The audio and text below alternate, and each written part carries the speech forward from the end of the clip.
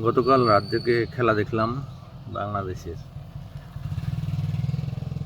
তবে খেলাটা আমার অনেক ভালো লেগেছে, কারণ বাংলাদেশ জেতার জন্য চেষ্টা করেছে। অবশেষে আফগানিস্তানের সাথে জিততেও পেরেছে। কিন্তু বিষয়টা হচ্ছে, বাংলাদেশের দল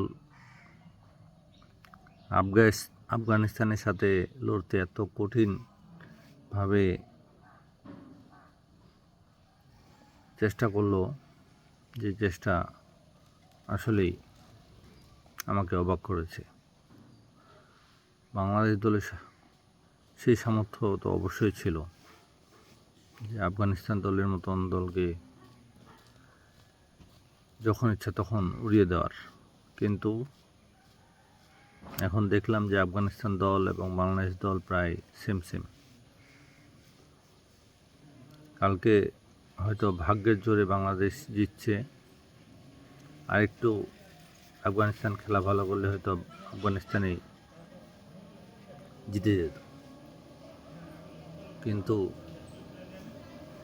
বাংলাদেশ দল সেই ম্যাচটা জিততে এত কষ্ট করতে হইল, যে কষ্টটা আর বলে বোঝানো যাবে না। কারণ আফগানিস্তান দল এখন বাংলাদেশের সরাসরি তুমুল প্রতিদ্বন্দ্বিতা করতেছে। সে আফগানিস্তান দল একসময় অনেক অল্পতেই হেরে যেত বাংলাদেশের কাছে, কিন্তু এখন সেই দল নাই। এখন আফগানিস্তান দল বিশ্বের অনেক বাঘা দলকে টেক্কা দেয়।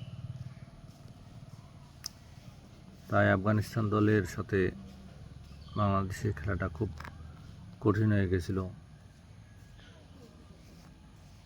তবে বাংলাদেশ জিতছে অনেক কষ্ট সাধনার পর।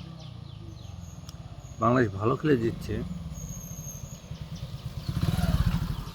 কিন্তু সেখানে হয়তো ভাগ্যেরও কিছুটা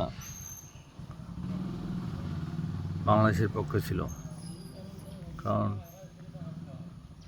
টান উত্তেজনা ছিল গোটা খেলার মধ্যে।